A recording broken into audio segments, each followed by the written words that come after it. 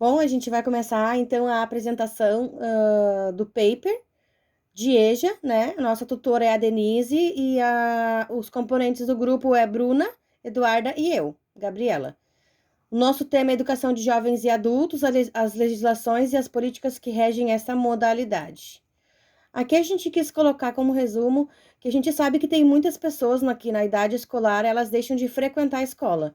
E isso acontecia e acontece por diversos motivos ainda hoje, né? Então, o ensino da EJA, ela é de extrema importância para muitas pessoas. Ela vem como uma realização pessoal de concluir essa etapa e também de uma oportunidade, né, de conseguir um emprego melhor. O trabalho descreve as leis que regem o ensino da EJA, assim como as mudanças e a história que vem sofrendo ao longo do ano. No decorrer da escrita, é possível compreender como este trabalho foi construído e os meios utilizados para a elaboração. As nossas palavras-chave são educação de jovens e adultos, legislação e trajetória histórica. Introdução. Este trabalho tem como objetivo abordar as legislações que norteiam a educação de jovens e adultos. Aqui será apresentada a sua trajetória histórica, o seu reconhecimento como direito daqueles que foram excluídos no processo de escolarização na chamada da idade própria. A metodologia usada para este trabalho será pesquisas em sites como IBGE, leituras em livros, artigos, Google Acadêmico também a gente usou bastante. Fundamentação teórica. No Brasil, onde ouvimos e falamos que a educação é um direito para todos, nos mostra no Censo Demográfico de 2010 o contrário. Apesar da educação ser um direito, muitos não usufruem ou não tiveram a oportunidade, pois foi contabilizado mais de 13,9 milhões de jovens e adultos com idade superior a 15 anos que não sabem ler ou escrever. Os com idade acima de 25 anos ou mais chega a cerca de 54,4 milhões de pessoas com escolaridade inferior ao ensino fundamental. E outras 16,2 milhões concluirão o ensino fundamental. Entretanto, o ensino médio não conseguirão concluir.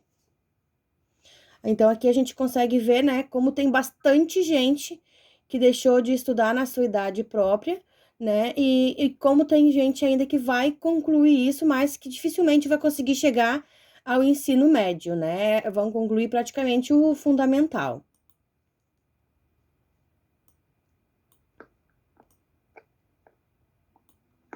As discussões em torno da EJA ganharam força com a Revolução de 30, com as mudanças políticas e econômicas, e o processo de industrialização no Brasil. E foi com a criação do Planalto Nacional de Educação, instituído na Constituição de 1934, que podemos observar a primeira política educacional, em âmbito nacional, para jovens e adultos que se estabeleceu como dever do Estado para com o ensino primário integral gratuito, de frequência obrigatória e extensiva para adultos como direito constitucional.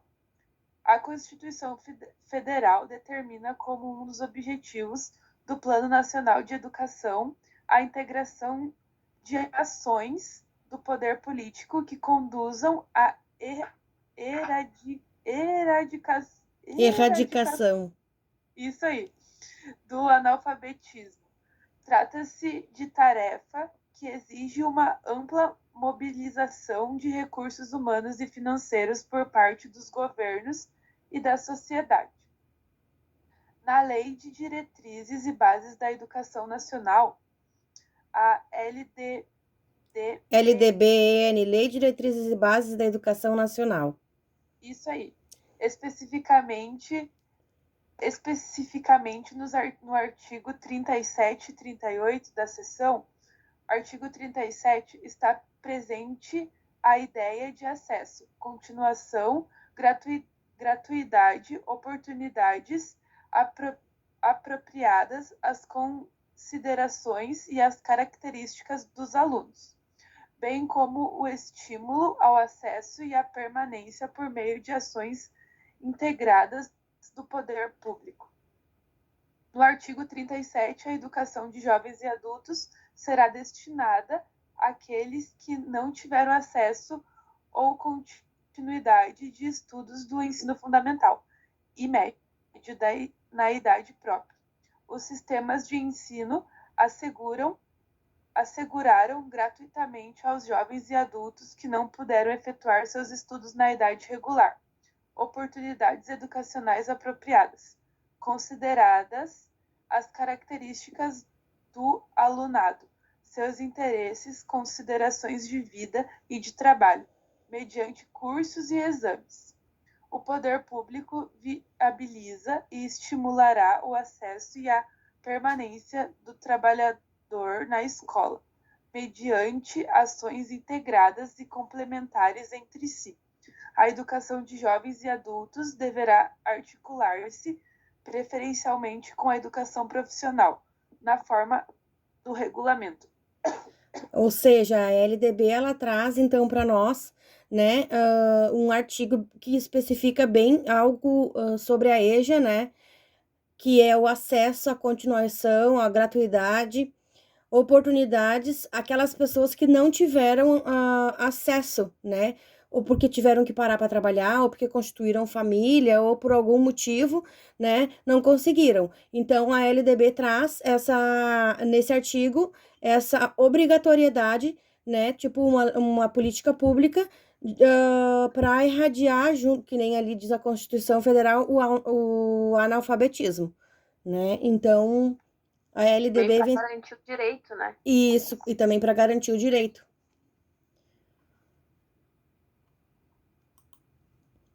Aqui a gente traz um gráfico que mostra, deixa eu colocar mais perto para ficar mais fácil, que mostra aqui, ó, a distribuição das pessoas de 15 anos ou mais de idade que frequentavam curso de educação de jovens e adultos por modalidade no Brasil em 2007. Curso presencial em escola, a gente tinha aqui, então, 71,7%. Curso semipresencial em escola, a gente tinha aqui 22,2%. Curso fora da escola, com acompanhamento do professor, a gente tinha 1,7%. Curso à distância, telecurso, rádio, módulos e etc., a gente tinha 2,8%. E outros tipos, a gente tinha 1,6%.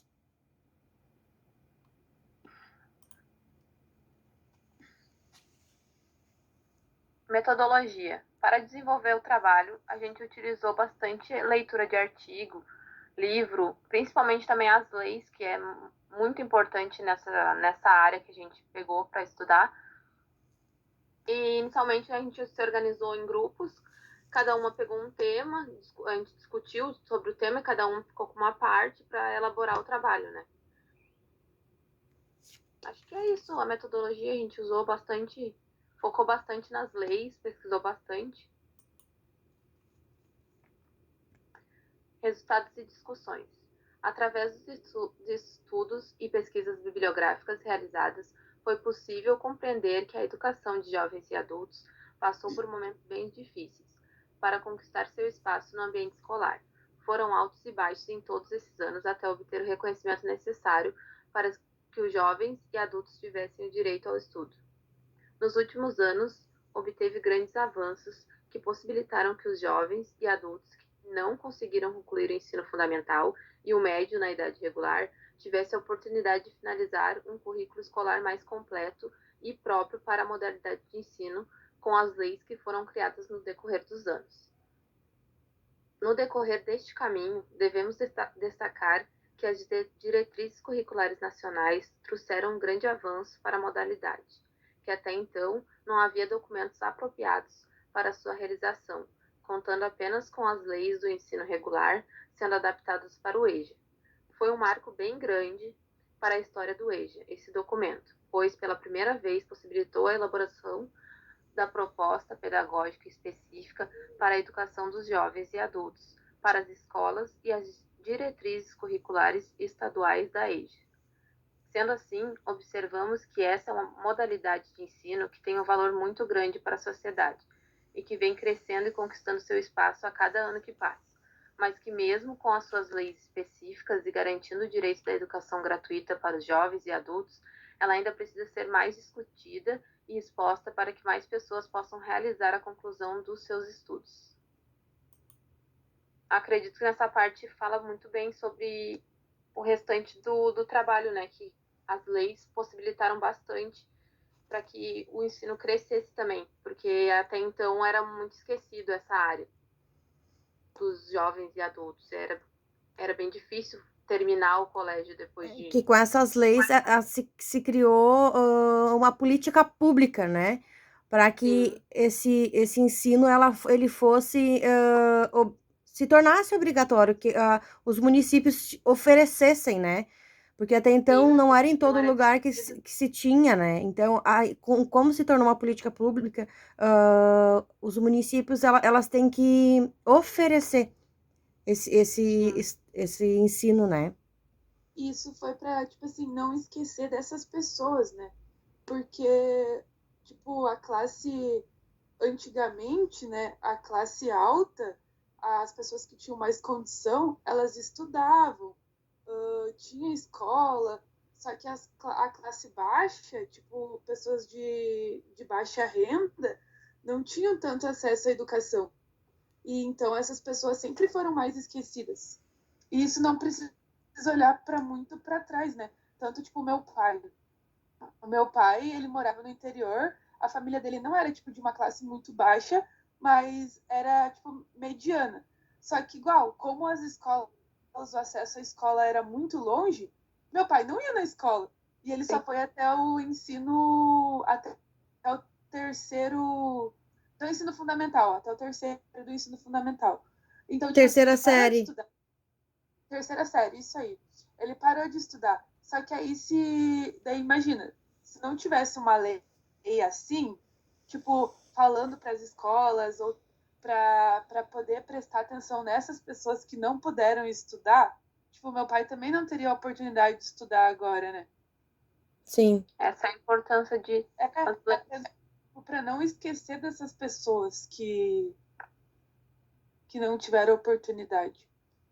A minha mãe fez EJA e ela aprendeu bastante. Ela estava muito feliz de voltar a estudar, porque na época ela não teve essa oportunidade. Geralmente, tempos atrás, a mulher, principalmente, não precisava estudar, né? Ela tinha que aprender os serviços domésticos, né? Para casar. E então, quando ela voltou para a escola, porque ela queria tirar a carteira de motorista, ela precisava estar pelo menos com o fundamental completo. Então, ela voltou e ela ficou muito feliz.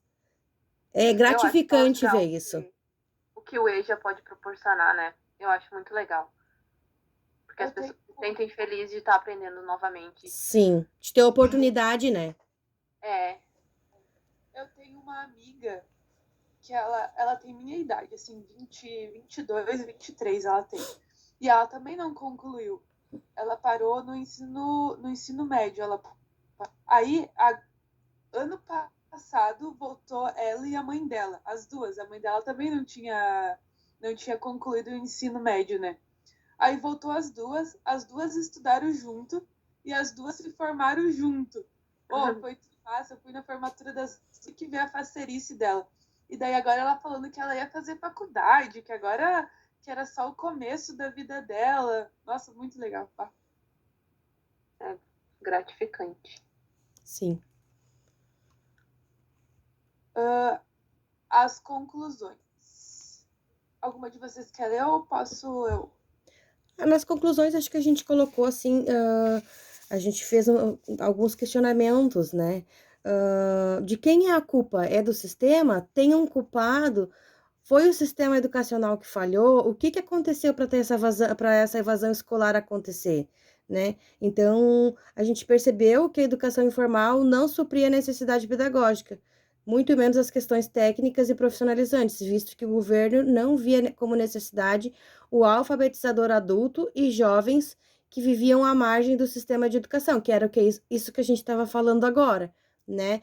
Então, a LDB, a resolução 11 de 2020, a, a, que a gente falou lá em cima, agora que eu esqueci, o A de plano 30? nacional, e Revolução de 30? Aqui, ó, o plano... A Constituição Federal, que veio Nacional da Educação. Isso, que veio junto com o Plano Nacional de Educação.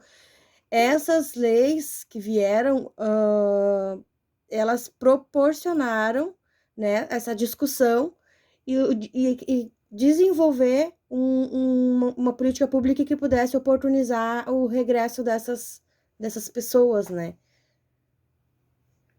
Com o currículo certo para eles, né? Porque até então era o currículo adaptado que era o mesmo usado para as crianças. Então, sim, acaba que dificulta também um pouco. Então, isso foi importante, porque trouxe essa atualização do currículo, trouxe uma vida, né? Porque sim. até então eles eram esquecidos. Porque também Então, tu imagina uma pessoa adulta ir lá e ser tratada infantilizada, né? A pessoa já quer aprender, tem essa necessidade, então por isso essa adaptação do currículo. E também não deixa de ser um dos pontos de evasão, né? Porque a E pessoa. aí também entra com a questão que tu trabalha, tu tá cansado. Então, às vezes, tu não tem o mesmo rendimento que uma criança tem. Então, tu precisa de um conteúdo um pouco mais... Adaptado para a faixa etária, um conteúdo né? mais tranquilo, mais leve. Mais alguma colocação aqui, gurias? Não, acredito que é tudo. Então, aqui a gente trouxe as nossas referências, as referências que a gente usou. E é isso, a gente gravou. Eu acho que a conclusão a gente fica com aquela pergunta, né? De quem é a culpa, porque até então a gente não teve as respostas todas possíveis, né? Porque fica no ar. Sim. E é só isso, eu acredito.